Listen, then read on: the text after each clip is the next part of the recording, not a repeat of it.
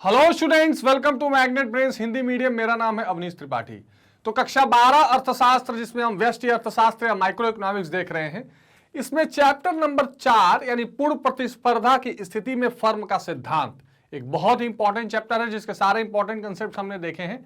और आज इस चैप्टर के हम बहुविकल्पीय प्रश्न या मल्टीपल चॉइस क्वेश्चंस करने जा रहे हैं, जिसको आप एमसीक्यूज के नाम से जानते हैं।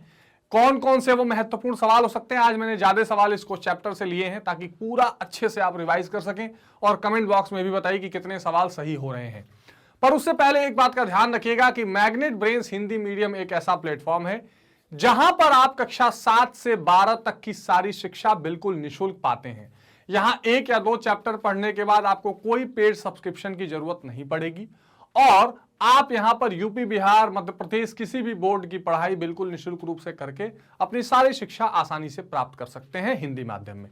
इसी जानकारी के साथ स्टार्ट करते हैं आज का ये इंपॉर्टेंट सेशन और देखते हैं कुछ प्रश्नों को। जैसे प्रश्न नंबर 1 है कि पूर्ति अपने मांग का सृजन स्वयं करती है, ये किसका कथन है? ये बहुत इंपॉर्टेंट एक कोट है कि supply creates its own demand. और देखिए ये ऐसा कथन है जब क्लासिकल अप्रोच चला करता था अर्थशास्त्र का, जिसके बाद मंदी भी आई, जिसमें ये मान के चला गया कि देखिए आपको डिमांड के बारे में बहुत सोचने की जरूरत नहीं है, जो आप पूर्ति कर रहे हैं उसका डिमांड खुद जनरेट हो जाएगा। हालांकि इसमें धोखा भी हुआ, मंदी भी हुई, पर ये इंपॉर्टेंट एक जो कोट था ये था जेबी से के द्वारा, तो बहुत इंपॉर्टेंट है, जिसके बारे में बहुत चर्चा की जाती है। अगला सवाल है, किस प्रकार की फर्मों में दीर्घकाल में marginal cost marginal revenue equals to AC equals to AR होता है? यानी MC equals to MR equals to AC equals to AR. यानी जहां पर आपने एक रेखा देखी थी कि यहां पर यही कीमत रेखा थी, यानी AR equals to price equals to MR equals to, ठीक है, और यहां पर आके एमसी इसको कट भी कर देती है, ठीक है। तो अगर एमसी को आप थोड़ा किनारे भी करें तो MR equals to AC equals to AR तो होता ही है। तो ये कौन सी कहानी थी? तो ये थी परफेक्ट कंपटीशन या पूर्ण प्रतिस्पर्धा बाजार में। जहां पर ये ऐसा होता क्यों है? ऐसा इसलिए होता है कि यहां पर क्या होता है, कीमत स्थिर रहती है, ठीक है, कीमत स्थिर रहती है। क्यों? क्योंकि यहां पर जो फर्म होते हैं वो क्या होते हैं, प्राइस टेकर होते हैं, कीमत को निर्धारित नहीं करते, जो उद्योगों द्वारा कीमत बना दिया जाता है उसको ले लेते हैं। और चूंकि बहुत सारे क्रेता होते हैं मार्केट में, लार्ज नंबर ऑफ सेलर्स होते हैं, तो कोई एक व्यक्ति कीमत को घटा बढ़ा नहीं सकता, तो औसत आगम भी बराबर हो जाता है और वहां पर जो कीमत रेखा है वो भी बराबर रहती है। तो सही जवाब क्या हो जाता है? सही जवाब हो जाता है पूर्ण प्रतियोगी फर्म। मार्जिनल रेवेन्यू भी यहां पर इक्वल हो जाता है, तो परफेक्ट कॉम्पिटिशन में ये देखने को मिलता है। ठीक बात है, आगे देखते हैं। निम्नलिखित में से कौन पूर्ति वस्तु है या किसको वस्तु की पूर्ति कहते हैं? विक्रय हेतु उपलब्ध स्टॉक, क्या स्टॉक को आप पूर्ति कहेंगे? जी नहीं। भंडारण गृह का कुल स्टॉक, विक्रय हेतु प्रति इकाई एक निश्चित मूल्य पर प्रस्तुत की गई वस्तु की मात्रा।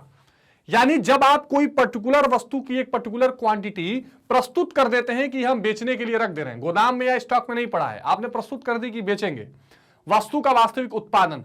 तो देखिए स्टॉक आपने प्रस्तुत नहीं किया, उत्पादन हो गया, पता नहीं बेच रहे हैं कि नहीं, लेकिन अगर विक्रय हेतु आ गया है तो असली जवाब यही हो जाएगा कि विक्रय हेतु प्रति इकाई आप जो अन्य कीमतों पर देने को तैयार हैं वो पूर्ति कहलाती है। ठीक है, अगला सवाल है, एकाधिकार और एकाधिकारी, ये एक जैसे हिंदी में यूज होते हैं, पर अंग्रेजी में क्या कहा जाता है?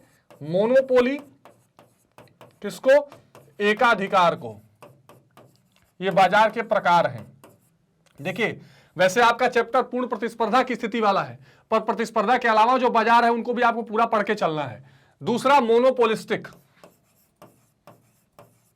ठीक है, मोनोपोलिस्टिक क्या होता है? जिसमें पूर्ण प्रतियोगिता और मोनोपोली एकाधिकार दोनों के लक्षण होते हैं, तो इसको एकाधिकारी या एकाधिकारीकृत भी कहा जाता है कई बार, ठीक है ना, एकाधिकारी कहा गया है।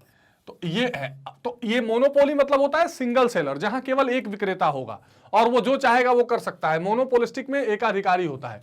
तो यहां एआर एमआर से बड़ा होता है या एआर एमआर के बराबर होता है, एआर एमआर से छोटा होता है। देखिए एआर एमआर से छोटा तो होगा नहीं, एमआर तो जीरो होकर निगेटिव हो जाती है, एआर तो ऐसा होता नहीं है। बराबर तो होगा नहीं क्योंकि कीमतें बदलती रहती हैं, पूर्ण प्रतिस्पर्धा थोड़ी की कीमत एक जैसी रहेगी। तो कर्व कैसा बना था, याद करिए, कर्व कुछ यूं बना था। अगर एकाधिकारी है तो थोड़ा ऐसा था, क्योंकि कीमत चेंज होगी पर कम चेंज होगी, ये एआर और ये एमआर। और अगर एकाधिकारी है, एकाधिकार वाला है तो ऐसा बनेगा, अगर एकाधिकारी है तो थोड़ा फ्लैट हो जाता है, यहां पर थोड़ी कीमत और चेंज होती है, लेकिन एआर हमेशा एमआर से ऊपर ही रहेगा, ये तो कंफर्म था। तो सही जवाब क्या हो जाएगा, AR is will be greater than MR। औसत आगम जो है वो सीमांत आगम से ज्यादा रहेगा। ठीक है, अच्छा, कीमत स्वीकारक फर्म सीमांत आगम होता है। कीमत स्वीकारक फर्म में सीमांत आगम क्या होता है, मतलब मार्जिनल रेवेन्यू उसमें क्या रहेगा। कीमत स्वीकारक फर्म का मतलब क्या है, पूर्ण प्रतिस्पर्धा वाला फर्म। यहां पर पूर्ण प्रतिस्पर्धा वाले फर्म की बात की जा रही है, लैंग्वेज को समझिएगा। कीमत से कम रहेगा सीमांत आगम, शुद्ध लागत के समान, कीमत में समान या लागत के समान। सही जवाब क्या हो जाएगा, कीमत में समान रहेगी। यहां पे MR क्या होता है, प्राइस के बराबर होती है। ठीक है ना, जैसे अगर आप बताना चाहें, मान लीजिए, सब कुछ समझिए, कोई चीज का लॉजिक समझिए। मान लीजिए वस्तु की मात्रा है, मात्रा जो है 1 2 3 4 है, यहां वस्तु की कीमत है। ठीक है, कीमत में मान लीजिए अगर बराबर है, क्योंकि पूर्ण प्रतिस्पर्धा बाजार में हमेशा जो कीमत स्वीकारक होता है उसमें कीमत हमेशा बराबर रहती है। अब यहां से अगर आप कुल आगम या टोटल रेवेन्यू निकालना चाहें तो मल्टीप्लाई करना पड़ेगा ना इन दोनों को, तभी तो कुल आगम निकलता है। 2 1 2, 2 2 4, 2 3 6, 2 4 8। अब मैं बोलूं यहां से सीमांत आगम निकालिए, मार्जिनल रेवेन्यू जो पूछा गया है, तो पहले का तो 2 हो जाएगा, फिर क्या होता है, नीचे वाले में से ऊपर को माइनस करते हैं, जितने का गैप आता है TR में वही तो MR होता है। 4 में से 2 2, 6 में से 4 2, 6 8 में से 6 2। तो देख लीजिए कीमत और MR दोनों बराबर आ गया। और इसका ग्राफ कैसे बन जाएगा, ऐसे बन जाएगा, price equals to AR equals to MR, AR भी बराबर आ जाएगी। ठीक है, तो ये चीज यहां पर बताई गई है। आप लॉजिक समझेंगे तो आपको किसी भी चीज का आंसर याद नहीं करना पड़ेगा। तो सही जवाब क्या हो जाएगा, प्राइस के बराबर हो जाएगा। ठीक है, क्लियर हो गया। नेक्स्ट क्वेश्चन है, आपूर्ति वक्र में दाईं ओर खिसकाव। यानी अगर मान लीजिए सप्लाई कर्व है और इसमें दाईं ओर, यानी ये दाईं ओर खिसकाव हो गया, तो कब होता है, शिफ्ट राइट वर्ड में। राइट वर्ड में शिफ्ट तब होता है जब किसी भी कारण से, कीमत के अलावा किसी कारण से पूर्ति बढ़ जाए। तो पूर्ति बढ़ रही है तभी ये होगा। तो अब देखिए इसमें से कौन सा कारण है जो पूर्ति को बढ़ाने में सहयोग करेगा। ठीक है, तकनीकी प्रगति जिसको बोलते हैं टेक्निकल एडवांसमेंट, बिल्कुल इससे पूर्ति बढ़ सकती है। और देख लेते हैं तकनीकी पिछड़ापन, इससे तो पूर्ति घटेगी, बाईं ओर जाना चाहिए। स्थिर तकनीकी नहीं, तकनीकी प्रगति और तकनीकी पिछड़ापन यहां दोनों कंफ्यूज कर रहा है। तो एग्जैक्ट आंसर आपको तकनीकी प्रगति यानी टेक्निकल एडवांसमेंट में आप क्या कह सकते हैं कि पूर्ति वक्र, पूर्ति बढ़ने के कारण दाईं ओर इसका खिसकाव हो जाएगा। ठीक है, ठीक है सर। अगला सवाल है, एकाधिकार की निम्न में से कौन कौन सी विशेषताएं होती हैं। क्या है देख लीजिए, फर्म कीमत निर्धारक होती है, एक विक्रेता किंतु कई क्रेता, कीमत विभेद की संभावना। यानी क्या हो रहा है, फर्म कीमत की निर्धारक होती है, इसको बोलते हैं प्राइस मेकर। देखिए एकाधिकार जो होता है उसमें क्या होता है, उसमें सिंगल सेलर होता है, एक विक्रेता। क्या होता है, सिंगल सेलर। जैसे मान लीजिए शराब की दुकान है, इसमें सभी लोग नहीं बेच सकते, गवर्नमेंट एक ही आदमी को बोलेगी वही बेचेगा, तो वो क्या करेगा, वो खुद कीमत निर्धारित कर देगा कि मैं इसी पे बेचूंगा, और वो कीमत विभेद करता है, इसको बोलते हैं प्राइस डिस्क्रिमिनेशन। कीमत विभेद का मतलब क्या है, वो चाहेगा तो एक आदमी को 10 रुपए में बेचेगा, ठीक है, और एक आदमी को 50 में बेचेगा, वो खुद कर सकता है। तो ये तीनों के तीनों लक्षण जो हैं वो एकाधिकार में पाई जाती हैं। एक्चुअली आप इसका घ आंसर सही मान लीजिएगा, क विल बी रॉन्ग आंसर, घ इसका सही जवाब हो जाएगा। इनमें से सभी इसका लक्षण हो जाएगा, ये एकाधिकार की विशेषताएं हैं। ठीक है, क्लियर कर लीजिएगा, घ इसका सही जवाब हो जाएगा, इनमें से सभी। अगला सवाल है, आपूर्ति लोच हमें आपूर्ति में प्रतिशत परिवर्तनात्मक बोध कराती है। आपूर्ति लोच कितने परसेंट का परसेंटेज का देखती है कि इतना परसेंट चेंज हुआ तो इतना कितना हो रहा है। क्या वो 10% के कारण, 100% के कारण, 50%, 1% कीमत इसमें सही जवाब हो जाएगा। 1% के चेंज से क्या चेंजेस आ रहे हैं ये हम पैमाना लेकर चलते हैं। पूर्ति लोच की माप निम्न में से किस सूत्र से ज्ञात की जाती है। Delta Q upon S into P upon delta P, Q S upon delta P into 1 upon P. तरह तरह के चारों फॉर्मूले दिए हुए हैं, पर एग्जैक्ट आपको यही होगा जहां से आपको एग्जैक्ट फॉर्मूला निकलेगा, delta Q upon delta P into P by Q. ठीक है, ये एस का मतलब सप्लाई, ओरिजिनल सप्लाई से है। ठीक है, तो ये आप समझ लीजिएगा, ये सही जवाब हो जाएगा, तो क इसका सही जवाब हो जाएगा। आपूर्ति वक्र में दाईं ओर खिसकाव का क्या कारण होगा। सप्लाई कर्व में अगर राइटवर्ड शिफ्ट हो रहा है, इसका मतलब कि सप्लाई या आपूर्ति बढ़ रही है। फर्मों की संख्या में कमी, बिल्कुल नहीं। फर्मों की संख्या में कोई परिवर्तन नहीं, तो भी नहीं। फर्मों की संख्या में वृद्धि, वस्तु की कीमत में परिवर्तन। देखिए फर्मों की संख्या में वृद्धि यानी अगर ज्यादा फर्म हो जाए तो ज्यादा प्रोडक्शन करके ज्यादा पूर्ति होगी, तो दाईं ओर खिसकेगा। तो सही जवाब क्या हो जाएगा, ग इसका राइट आंसर हो जाएगा। अगला सवाल है, प्रत्येक बाजार दशा में एक फर्म को संतुलन के लिए कौन सी शर्त पूरी होनी आवश्यक है। सॉरी तो बाजार संतुलन कहां दिखेगा, AR इक्वल्स टू MC यानी औसत आगम सीमांत आगम के बराबर हो, MR इक्वल्स टू MC सीमांत आगम सीमांत लागत के बराबर हो, और सीमांत लागत सीमांत आगम को नीचे से काटे। ये दोनों अवस्थाएं जरूरी हैं। मतलब कैसे होता है ये MR कर्व है, और MC कर्व इसको जहां नीचे से काटती है, ये वाला जो बिंदु होगा ये संतुलन का पॉइंट होता है, ऊपर से काटने में नहीं। अगर ऊपर से काट के यही संतुलन ले लेंगे तो ये वाला जो आगम है वो लॉस हो जाएगा, उसको छूट जाएगा। तो यहां तक आती है जब तक कि MC कर्व MR कर्व को नीचे से न काटे। तो ये दोनों की दोनों आवश्यकताएं स्थिति है, इसलिए ख और ग इसमें दोनों इसके सही जवाब हो जाएंगे। ठीक है, कोई डाउट तो नहीं है? नहीं सर, ठीक है। औसत परिवर्तनशील लागत क्या है? औसत परिवर्तनशील लागत क्या होता है? Average variable cost. कुल परिवर्तनशील लागत इंटू उत्पाद नहीं, कुल परिवर्तनशील लागत प्लस उत्पाद, कुल परिवर्तनशील लागत माइनस उत्पाद, कुल परिवर्तनशील लागत डिवाइडेड बाय उत्पाद, या मतलब उत्पाद की मात्रा है। तो टीवी से क्या होती है? टोटल वेरिएबल कॉस्ट का अगर आप एवरेज निकालना चाहें तो average variable cost equals to total variable cost divided by उत्पादन की मात्रा। सीधी सी कहानी। तो इसका सही जवाब क्या हो जाएगा? घ इसका सही जवाब हो जाएगा। ठीक है ना?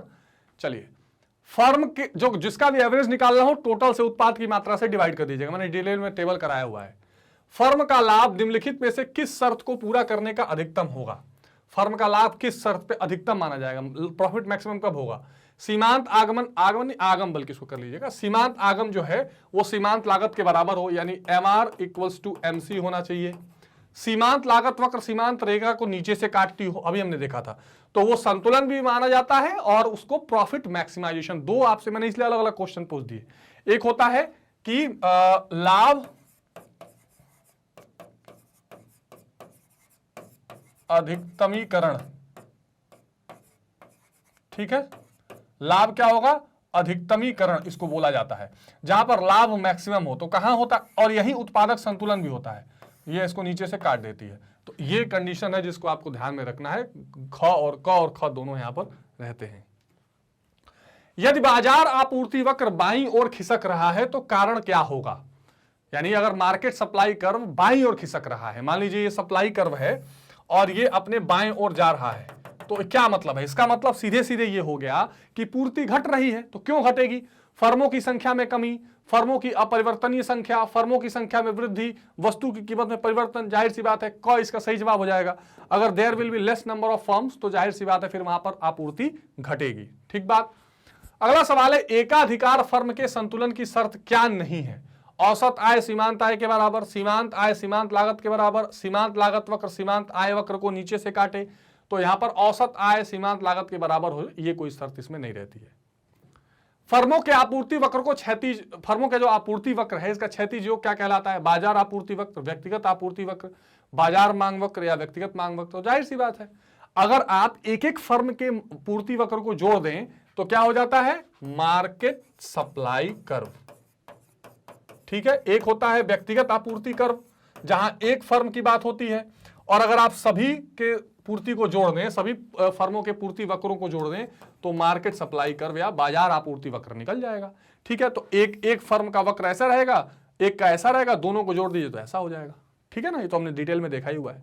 चलिए, एकाधिकार फर्म में संतुलन की शर्त है औसत आय बराबर औसत लागत, सीमांत आय बराबर सीमांत लागत, सीमांत लागत वक्र की ढाल सीमांत आय वक्र की ढाल से बड़ी हो। तो क्या हो जाएगा? सीमांत आय सीमांत लागत के बराबर हो जानी चाहिए, यानी मार्जिनल रेवेन्यू मार्जिनल कॉस्ट के बराबर हो। उत्पादन शुल्क लगाने से क्या होता है? आपूर्ति वक्र बाईं ओर खिसक जाता है, आपूर्ति वक्र दाईं ओर खिसक जाता है, आपूर्ति वक्र का ऊपर की ओर संचरण होता है या आपूर्ति वक्र का नीचे की ओर संचरण होता है। देखिए दो चीजें होती हैं, शिफ्ट और मूवमेंट। संचरण यानी जैसे मान लीजिए आपूर्ति वक्र है तो इसी में अप डाउन संचरण होगा, तो ये कीमत के वजह से होता है, और कीमत के अतिरिक्त अन्य कारणों से अगर पूर्ति बढ़ेगी तो दाईं ओर, घटेगी तो बाईं ओर। अब अगर उत्पादन शुल्क लगाया जा रहा है, इसका मतलब प्रोडक्शन पे कॉस्ट बढ़ेगा, तो उस केस में क्या होगा? जाहिर सी बात है पूर्ति घटेगी, और घटेगी तो फिर पूर्ति वक्र बाईं ओर चली जाएगी। तो गवर्नमेंट जब ज्यादा टैक्स लगाती है तो कॉस्ट ऑफ प्रोडक्शन बढ़ता है और हतोत्साहित होता है उत्पादक, तो उत्पादक कम आता है, पूर्ति कम होती है। अगला सवाल है, निम्नलिखित में से कौन पूर्ण प्रतियोगिता की विशेषता नहीं है? क्या इसमें से कौन सी ऐसी चीज है जो परफेक्ट कंपटीशन का एक विशेषता नहीं मानी जाती है? क्रेताओं और विक्रेताओं की अत्यधिक संख्या, वस्तु की एकरूपता, विज्ञापन तथा विक्रय लागत, बाजार का पूर्ण ज्ञान। तो विज्ञापन तथा विक्रय लागत ये ज्यादा इसमें विशेषता नहीं है, इसलिए कि सबके पास एक जैसी चीज होती है, सबको कोई प्रचार नहीं करना पड़ता है, बहुत आसानी से चीजें बिकती हैं। ऐसी कोई स्पेशल चीज नहीं है जो केवल उसी के पास है, तो ये बाकी सारा तो रहता ही है। यदि आपूर्ति वक्र बाईं ओर खिसकता है तो क्या कारण होगा? साधन आगतों की कीमत में कमी, यानी जो इनपुट कॉस्ट है, जो फैक्टर ऑफ प्रोडक्शन, अगर वो सस्ता हो जाए तो क्या बाजार आपूर्ति वक्र बाईं ओर जाएगा? सबसे पहले अपने दिमाग में क्लियर पिक्चर बनानी चाहिए। सबसे पहले ये सोचना चाहिए कि अच्छा ये पूर्ति वक्र को बाईं ओर जाने के लिए बोल रहा है, और हमको पता है पूर्ति वक्र बाईं ओर जा रही है, इसका मतलब पूर्ति घटेगी। तो क्यों घटेगी, अब लॉजिक समझते हैं। अगर साधन की कीमत घट जाए, यानी अगर फैक्टर ऑफ प्रोडक्शन जिसका इस्तेमाल करके उत्पादन किया जा रहा है, पूर्ति की जा रही है, अगर वो घट जाएगा तो पूर्ति बढ़ेगी कि घटेगी? पूर्ति तो बढ़नी चाहिए। तो पहला तो फेल लग रहा है। साधन आगतों की कीमत में वृद्धि, ये कुछ समझ में आ रहा है। साधन आगतों की सम में कीमत या शून्य कीमत, तो जाहिर सी बात है सही जवाब क्या हो जाएगा? ख हो जाएगा। अगर फैक्टर ऑफ प्रोडक्शन की कीमतें बढ़ने लगे तो उस केस में सप्लाई वक्र जो है बाईं ओर चला जाएगा, क्योंकि चीजें महंगी होंगी। अगला सवाल है, यदि आपूर्ति वक्र दाईं ओर खिसकता है तो क्या कारण होगा? दाईं ओर यानी पूर्ति अब बढ़ेगी। पूर्ति कब बढ़ेगी? जब उत्पादन के साधन सस्ते मिले, ज्यादा प्रोडक्शन हो। तो साधनों की आगत की कीमत में कमी, कीमत में वृद्धि, समान कीमत, शून्य कीमत। तो बहुत सिंपल है आपके पास लॉजिक। ये कीमत में ये आपूर्ति वक्र क्या कारण होगा? 20 नंबर। 21 नंबर, साधन आगतों की कीमत में कमी, इसका सही जवाब हो जाएगा क, इसका राइट आंसर है। ठीक है, कोई डाउट तो नहीं है? चलिए, तो ये आपको इसको ध्यान में रखते हुए चलना है। अगला सवाल है, किस अवस्था में एक फर्म संतुलन की अवस्था प्राप्त करता है? वही बात है, मार्केट इक्विलिब्रियम, या जिसको बोलते हैं प्रोड्यूसर का इक्विलिब्रियम होगा। एमसी वक्र एमआर वक्र को ऊपर से काटे, एमसी वक्र एमआर वक्र को समानांतर हो जाए, एमसी वक्र एमआर वक्र को नीचे से काटे। देखिए मैंने आपको कई बार बताया, फिर समझ लीजिए। ये पूर्ण प्रतिस्पर्धा बाजार की एमसी एमआर इक्वल्स टू, इसमें प्राइस ये वक्र रहता है, और ये एमसी वक्र इसको काटती है। अब एमसी वक्र दो जगह काट रही है, यहां ऊपर से काट रही है, तो क्या यहां भी आप संतुलन बोलेंगे? नहीं। यहां के बाद कॉस्ट कम हो रही है और रेवेन्यू ऊपर है, तो अभी तो वो प्रॉफिट कमा रहा है। और संतुलन कब होता है? जब लाभ अधिकतम हो, यानी वो इस बिंदु से यहां तक ये सारा प्रॉफिट कमाएगा, जब तक कि उसकी कॉस्ट उसकी लागत के बराबर ना, उसकी आगम के बराबर ना हो, यहां पर आके वो संतुलन प्राप्त करेगा। ठीक है, क्यों करेगा? क्योंकि यहां लाभ अधिकतम है। इसके बाद अगर अब उत्पादन करता है इस क्वांटिटी के बाद, तो ये कॉस्ट ऊपर हो गई, अब उसको घाटा होगा, तो वो तो करना नहीं है। तो जहां तक उसको अधिकतम लाभ मिले, ये बात सच है कि यहां ऊपर से काटने में भी एमआरएमसी के बराबर हो रहा है, but he is not getting the maximum profit. तो मैक्सिमम प्रॉफिट इस बिंदु पर पा रहा है, इसलिए यहां पर उसका संतुलन या इक्विलिब्रियम माना जाता है। तो एक तो ये इंपॉर्टेंट चीज है, इसको आप हमेशा ध्यान रखिएगा। तो सही जवाब क्या हो जाएगा? सही जवाब हो जाएगा एमसी वक्र एमआर वक्र को नीचे से काटती है। अगला सवाल है, संतुलन कीमत के निर्धारक घटक निम्न में से कौन कौन से हैं? संतुलन कीमत के निर्धारक घटक, संतुलन कीमत क्या होता है? हालांकि इसको हम अगले चैप्टर में और ढंग से पढ़ेंगे, लेकिन चूंकि उत्पादक के संतुलन को स्थापित करने में इसका बड़ा इंपॉर्टेंट रोल आ रहा था। जहां पर मांग और पूर्ति वक्र एक दूसरे को काटती है, वो संतुलन कीमत होते हैं। तो वस्तु की मांग, वस्तु की पूर्ति, जाहिर सी बात है क और ख दोनों इस चीज को डिटरमाइन करते हैं। डिमांड और सप्लाई जहां काटते हैं, वही इक्विलिब्रियम प्राइस या संतुलन कीमत मानी जाती है। तो ये ध्यान रखिएगा, दोनों के दोनों कीमत को डिसाइड करने में। तो चूंकि हम हर चीज पढ़ते आ रहे हैं ना, हमने शुरू में क्या देखा? हमने शुरू में देखा कि उत्पादन होगा, ठीक है। जब उत्पादन होगा तो उसकी लागत भी लगेगी, जब लागत होगा तो उसको बेच के वो आगम भी कमाएगा, और आगम कमाएगा तो उसको पैसा बेच के पैसा कमाने के लिए उसको कीमत भी पता होनी चाहिए कि किस कीमत पे बेचा जाए, ठीक है। उसी हिसाब से फिर पूर्ति भी डिसाइड होती है। तो ये सब एक साथ जुड़े हुए हैं, और उसके पहले हम मांग उपभोक्ता वाले में देख ही चुके हैं। तो ये सब मिलजुल कर ये डिसाइड करती हैं कि मांग और पूर्ति मिलके एक कीमत को डिसाइड करेंगी, उसी से उसका आगम होता है, उस आगम में उसकी लागत छुपी होती है, उसी लागत के हिसाब से उत्पादन होता है। तो this all are very inter related issues, और इसलिए माइक्रो इकोनॉमिक इशूज बहुत इंपॉर्टेंट है। अगर आप थोड़ा सा लॉजिक समझ के करेंगे तो आपको सारी चीजें बहुत आसानी से समझ में आ जाएंगी। अगला सवाल है, निम्नलिखित में से किसके अनुसार किसी वस्तु की कीमत मांग और पूर्ति की शक्ति द्वारा निर्धारित होती है? जेवंस, वॉलरस, मार्शल, किसने कहा? तो जाहिर सी बात है मार्शल ने कहा कि मांग और पूर्ति से निर्धारित होगी। कीमत उस बिंदु पर निर्धारित होती है जहां वस्तु की मांग अधिक हो, वस्तु की पूर्ति अधिक हो, वस्तु की मांग वस्तु की कीमत के बराबर हो, पूर्ति की बराबर हो। तो सही जवाब इसका ग हो जाएगा, इसमें तो कोई दिक्कत नहीं है। पूर्ण प्रतियोगिता बाजार के लिए कौन सा कथन सही है? कीमत निर्धारण मांग और पूर्ति शक्ति द्वारा होता है, वस्तु की कीमत का निर्धारण उद्योग द्वारा होता है, उद्योग की प्रत्येक फर्म कीमत प्राप्त करता होती है, तो कीमत निर्धारण मांग और पूर्ति से होगा। कीमत निर्धारण प्रक्रिया में समय तत्व का विचार किसने दिया? तो जाहिर सी बात है ये मार्शल का है। मार्शल ने पूर्ति के आधार पर उत्पादन समय को कितनी अवधि में बांटा है? तो उत्पादन समय को 3 अवधि में बांटा है। मांग में परिवर्तन के निम्नलिखित में से कौन से कारण हैं? उपभोक्ता की आय में परिवर्तन, संबंधित वस्तु की कीमत में परिवर्तन। आपका एक रिकॉलिंग हो रहा है, ध्यान से समझिएगा। तो ये तो सारी की सारी चीजें हमने पढ़ ली हैं, मांग को प्रभावित करने वाले ये सारे तत्व हैं, ठीक है।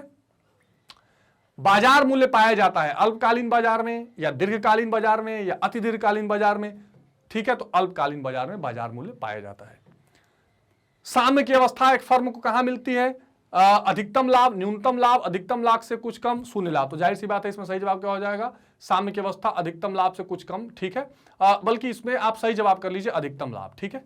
कॉ विल बी द सही जवाब। मैक्सिमम प्रॉफिट क्या हो जाएगा, मैक्सिमम प्रॉफिट, ठीक है। इस बात को आप ध्यान रखेंगे, इक्विलिब्रियम हो जाएगा। फर्म के साम्य के लिए एक आवश्यक दशा क्या है, MR is greater than MC, MR is equal to MC, MR is less than MC. अभी बताया, अब कोई कंफ्यूजन नहीं होनी चाहिए। सही जवाब क्या हो जाएगा, MR is equal to MC. अगला सवाल है, कुल आगम तथा कुल लागत वक्र रीति से जब फर्म समस्थिति बिंदु पर अपना उत्पादन समायोजित करती है तो उससे क्या प्राप्त होता है, अधिकतम लाभ, न हानि, न लाभ, न सामान्य लाभ से अधिक, इसमें से कोई नहीं, ठीक है। तो अब देखिए यहां पर क्या स्थिति होती है, कुल आगम तथा कुल लागत वक्र से जब फर्म की समस्थिति प्राप्त होती है, जैसे आप देख लीजिए,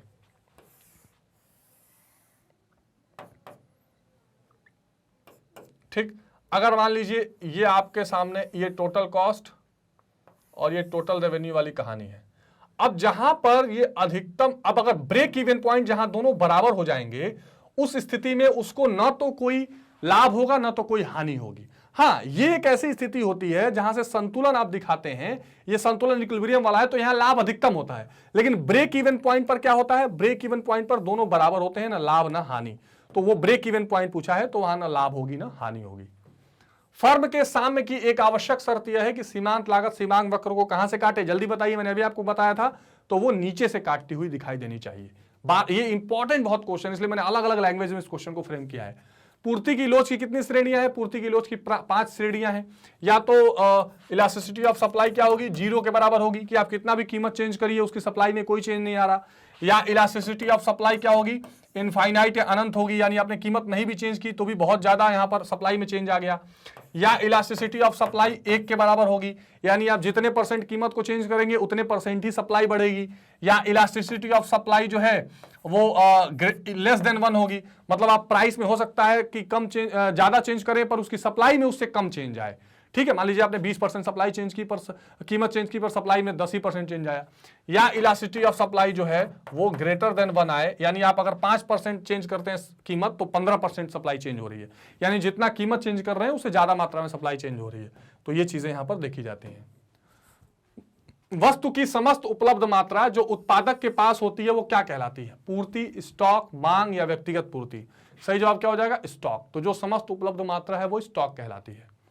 पूर्ति वक्र क्या होती है, दाएं ऊपर चढ़ता हुआ, दाएं नीचे गिरता हुआ, ओएस अक्ष के समानांतर, ओएक्स अक्ष पर लंबवत। तो सही जवाब हो गया दाएं ऊपर चढ़ता हुआ, ऐसे होती है। बिल्कुल, ये आपको पता होना चाहिए, this are very logical things. कई बार एग्जाम में पूर्ति वक्र की जगह मांग वक्र का शेप बना के इंसान आ जाता है, ठीक है। कीमत में थोड़े से परिवर्तन के परिणाम स्वरूप पूर्ति की मात्रा में होने वाले परिवर्तन को क्या कहते हैं, जाहिर सी बात है उसको बोलेंगे पूर्ति की लोच। यानी पूर्ति की लोच क्या है, elasticity of supply is a responsive change, यानी जो कीमत में परिवर्तन हो रहा है उसके प्रतिक्रिया में पूर्ति में क्या परिवर्तन हो रहा है वो पूर्ति की लोच है। यही मांग के साथ होता है। दूध का बाजार क्या होता है, लोकल मार्केट होता है। हम मार्केट के प्रकार पढ़ रहे थे, तो आपके बगल का मार्केट होता है। निम्नलिखित में से कौन सी वस्तु अल्पकालीन बाजार की है, तो ये क्या है, मछली। बिल्कुल शॉर्ट पीरियड ऑफ टाइम का मार्केट है, एक दिन में बिक जाएगा, नहीं तो खराब हो जाती है ना। विक्रेताओं की संख्या बहुत कम होती है, पूर्ण प्रतियोगिता, एकाधिकार, अपूर्ण प्रतियोगिता, अल्पाधिकार। तो अल्पाधिकार में बहुत छोटे मोटे विक्रेता होते हैं, जो गिने चुने क्रेता होते हैं, विक्रेता होते हैं। पूर्ण प्रतियोगिता बाजार में उत्पाद की मांग क्या होती है, पूर्ण प्रतियोगिता मार्ग में पूर्ण लोचदार होती है। जरा सा आप कीमत चेंज करिए, एकदम से ड्रास्टिकली लोग डिमांड करना छोड़ देंगे। इतना वहां पे कंपटीशन है और हर व्यक्ति के पास वही चीज है, तो आप कीमत चेंज करके सोचे कि कोई मांग पे या पूर्ति पे असर ना पड़े, दिस इज नॉट पॉसिबल। एकाधिकृत प्रतियोगिता की विशेषता क्या है, जिसको मोनोपोलिस्टिक कहते हैं। तो क्या होता है, वस्तु विभेद, वो क्या कर सकता है, प्रोडक्ट में डिफरेंशिएट कर सकता है। फेयर एंड लवली की जगह फेयर लेवली करके बेच सकता है, ठीक है। गैर मूल्य प्रतियोगिता होती है, फर्मों का स्वतंत्र, यानी किसी को आने की वहां पे छूट भी रहती है। इसमें एकाधिकार और पूर्ण प्रतियोगिता दोनों के लक्षण पाए जाते हैं, तो ये तीनों इसमें पाए जाएंगे। वस्तु विभेद विशेषता वाला बाजार क्या है, जाहिर सी बात है अपूर्ण बाजार, जो एकाधिकारी होता है। जब वस्तु की पूर्ति को उसकी मांग के अनुसार घटाना बढ़ाना संभव नहीं होता तो बाजार कौन सा कहलाता है, वो कहलाता है अति अल्पकालीन। यानी अगर मान लीजिए एकदम मांग बढ़ गई और आप सोचे कि खूब पूर्ति बढ़ा लें, तो जो मछली निकाल के लाए उतना ही बेचेंगे, तुरंत आप 50 मछली और नहीं मार लाएंगे। तो आपके पास समय बहुत कम होता है कि आप मांग के हिसाब से पूर्ति को घटा बढ़ा लें। तो जैसे आप जैसे अल्पकाल में उत्पादन में आप देखते थे कि उत्पादन के सभी साधनों को आप तुरंत नहीं चेंज कर सकते थे, इसी तरह का ये भी बाजार होता है। बाजार की विशेषता क्या है? जाहिर सी बात है, इसका संबंध एक वस्तु से होता है, क्रेता और विक्रेताओं के निकट का संपर्क होता है, यानी एक ऐसा प्लेटफॉर्म आपको देता है जहां पर वस्तु क्रेता और विक्रेता मिल सकें, और आशय क्षेत्र से होता है, एक particular period of point of क्षेत्र भी होना चाहिए कि जहां ये लगाया जा रहा है। विभेदी उत्पाद, डिफरेंशिएटेड प्रोडक्शन क्या होता है? तो विभेदी उत्पाद होता है किसमें? एकाधिकृत और अल्पाधिकार दोनों में, मोनोपोलिस्टिक और जो बिल्कुल जिसमें कम अधिकार वाले बाजार होते हैं उसमें। बड़ी संख्या में क्रेता विक्रेता होते हैं, जाहिर सी बात है पूर्ण प्रतियोगिता की दशा में large number of buyer and sellers यहां पर आपको मिलेंगे। ठीक है, तो ये तो बहुत सिंपल से है। इस बाजार में एक फर्म का मांग वक्र पूर्णतः लोचदार होता है। पूर्ण प्रतियोगिता, एकाधिकार, एकाधिकृत प्रतियोगिता या अल्पाधिकार? सही जवाब क्या हो जाएगा? पूर्ण प्रतियोगिता में पूर्णतः लोचदार होता है। मैंने आपको बताया था परफेक्टली इलास्टिक होगा, क्योंकि यहां पर थोड़ा बहुत भी अगर आप कीमत में चेंज करेंगे तो आपकी सप्लाई में एकदम से परिवर्तन आपको देखने को मिल जाएगा। तो ये बात आपको ध्यान रखनी है।